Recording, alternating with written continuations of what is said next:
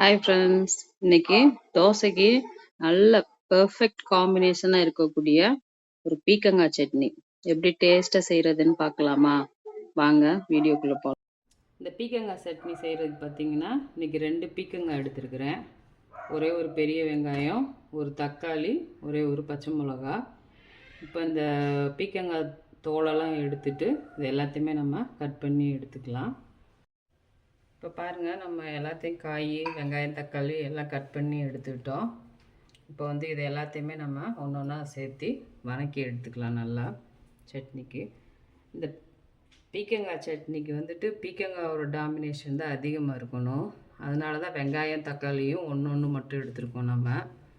அப்போ தான் டேஸ்ட் நல்லாயிருக்கும். பீக்கங்காய் சட்னியோட விடல பீக்கங்காயோட டேஸ்ட்டு ரொம்ப நல்லாயிருக்கும்.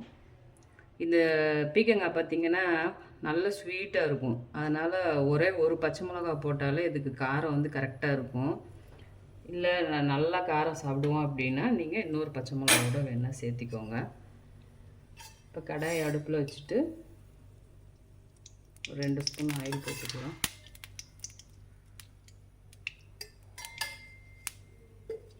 இப்போ இதில் வெங்காயத்தை ஃபஸ்ட்டு ஆட் பண்ணிக்கலாம்.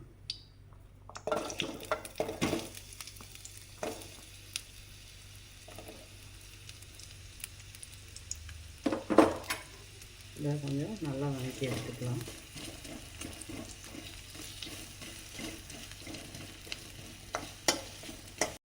இப்போ பாருங்கள், வெங்காயம் இந்த அளவுக்கு வதங்கிடுச்சு. இப்போ தக்காளி சேர்த்துக்கலாம். அது கூடவே அந்த ஒரு பச்சை மிளகாயும் சேர்த்து இதையும் நல்லா வதக்கிக்கலாம். இப்போ பாருங்கள், வெங்காயம் தக்காளி நல்லா வதங்கிடுச்சு. இப்போ நம்ம பீக்கங்காய் இதில் சேர்த்துக்கலாம்.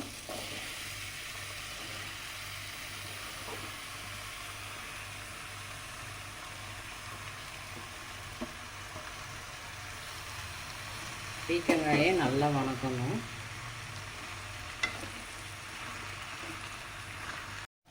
இப்போ பாருங்கள், பீக்கங்காய் நல்லா வதங்கிடுச்சு. இந்த அளவுக்கு வதங்கணும். அப்போ தான் அந்த பச்சை வாசம்லாம் போகும், காயோட பச்சை வாசம்லாம். இப்போ வந்து நம்ம சட்னிக்கு தேவையான உப்பு சேர்த்திக்கலாம்.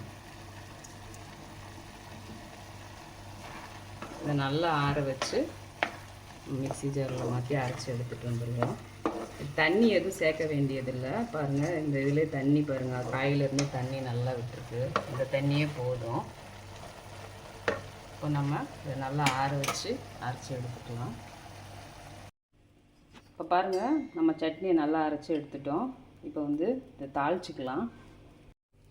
அடுப்பில் வந்து ஒரு வடைச்சட்டி வச்சுட்டு இப்போ ஒரு ஸ்பூன் ஆயில் போட்டுக்கலாம்.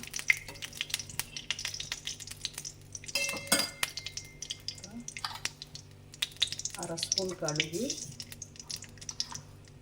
அரை ஸ்பூன் உளுந்து. இது நல்லா பொரியட்டும். உளுந்து நல்லா சிவப்பாகட்டும். கடுகு உளுந்து நல்லா பொரிஞ்சிடுச்சு. இப்போ இதில் கருவேப்பிலை சேர்த்துக்கலாம்.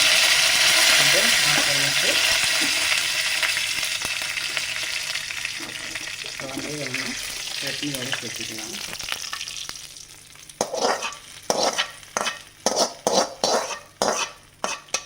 அவ்வளோதான், நம்மளோட பீக்கங்காய் சட்னி சூப்பராக ரெடி ஆயிடுச்சு. பாருங்கள், நல்லா சூடாக தோசை ஊற்றிட்டு இந்த பீக்கங்காய் சட்னி இது நல்லா ஊற்றிட்டு தோசையோடு வச்சு சாப்பிட்டு பாருங்கள், ரொம்ப சூப்பராக இருக்கும். என் பொண்ணுங்களுக்கு ரொம்ப பிடிக்கும் இந்த சட்னி. இந்த சட்னி மட்டும் செஞ்சுட்டா போதும், 2 பேருமே பார்த்திங்கன்னா 2-3 தோசை எக்ஸ்ட்ரா தான் சாப்பிடுவாங்க. இதே மாதிரி நீங்களும் உங்கள் குழந்தைங்களுக்கு இந்த சட்னி செஞ்சு கொடுங்க. எப்படி இருக்குதுன்னு சொல்லுங்கள் டேஸ்ட்டு. வீடியோ பிடிச்சிருந்தா லைக் பண்ணுங்கள், ஷேர் பண்ணுங்கள், முக்கியமாக ஃபாலோ பண்ணுங்கள் ஃப்ரெண்ட்ஸ் நம்ம சேனலை. நெக்ஸ்ட் வீடியோவில் பார்க்கலாம். பாய்.